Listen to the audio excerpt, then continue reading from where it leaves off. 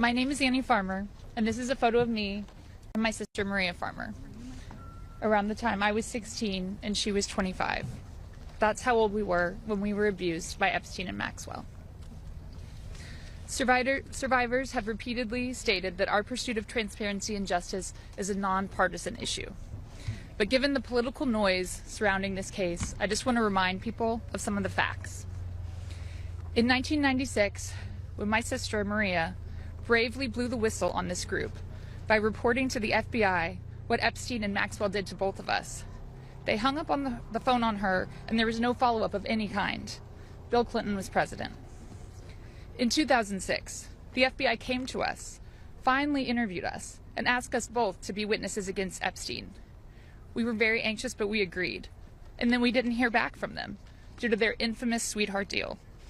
George W. Bush was president. In 2015, when the DOJ was sent FOIA requests for Maria's FBI files, and they were denied, as they have been many times, Barack Obama was president. In 2019, when Epstein died in prison due to either negligence or foul play, Donald Trump was president. In 2023, Maria's attorneys sent a letter on her behalf to the government, requesting an investigation into the repeated law enforcement failures in this case, similar to what was done in the case of Larry Nassar. They declined to do so. Consequently, my sister filed notice that she would be suing the government for failing to uphold its legal, ethical, and moral duties in this case. Joe Biden was president. This year, after campaigning on a pledge to finally release the files, under Trump's second presidency, the DOJ announced they were closing the investigation into Epstein's co-conspirators, and then transferred Ghislaine Maxwell into a prison camp, where it is well documented that she is receiving special treatment. This is not an issue of a few corrupt Democrats or a few corrupt Republicans. This is a case of institutional betrayal. Because these crimes were not properly investigated, so many more girls and women were harmed. My sister, because of her bravery, was repeatedly threatened and lived in fear, with dire consequences for her health and her career. 30 years later, even as oceans of allegations and obvious truths have emerged, the government has still not chosen transparency.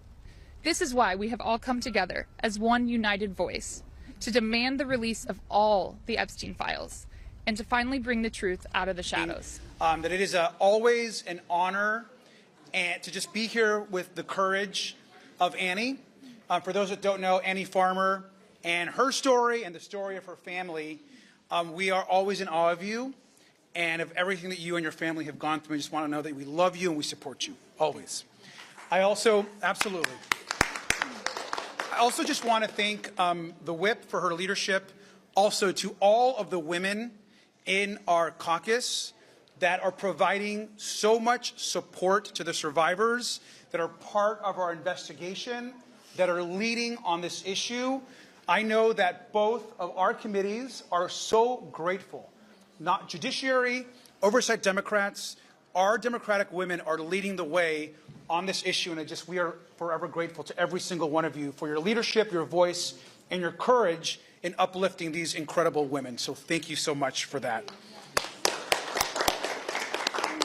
And I just want to remind the President and the Attorney General that they are right now in violation of the law.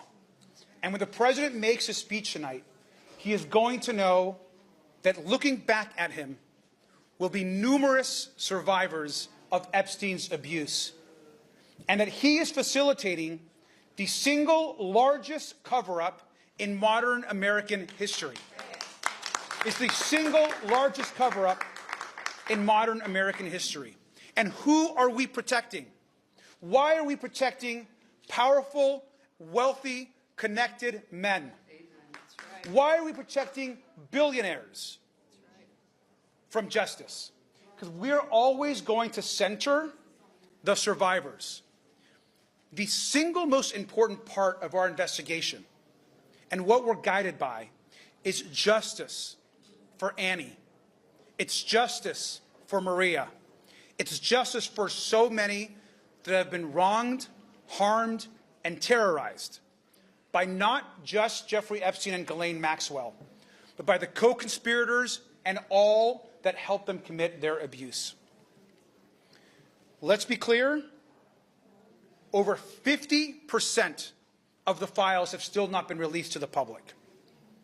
And we know as early as just today and yesterday, there are numerous files that we have confirmed that are missing from the DOJ that we know exist, including accusations, and serious accusations, not just against the president, but against others. It's time to release the files. It's time to center their survivors. And the president should know that even though he wants to call this a hoax, that our investigation is just getting started.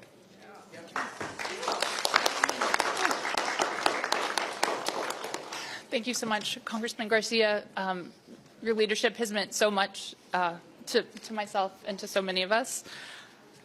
The government's original sin in this case was not following up in any way on my sister, Maria Farmer's 1996 report to the FBI about Epstein and Maxwell and the powerful circle that surrounded them. Since that time, the girls and women who were abused by these criminals have been repeatedly neglected and re-victimized by our own government. The recent release of materials highlights this, as the names of many powerful individuals remain redacted, while the names, personal data, and even images, nude images, of many victims were released. Rather than apologize for this failure, this DOJ has doubled down on denial and distraction. We are tired of the games.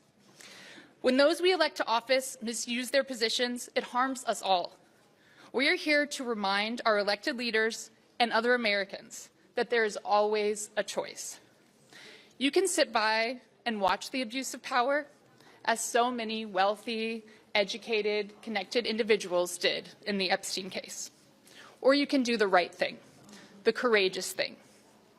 You can speak out the way my sister Maria Farmer did because of her concern for her younger sisters.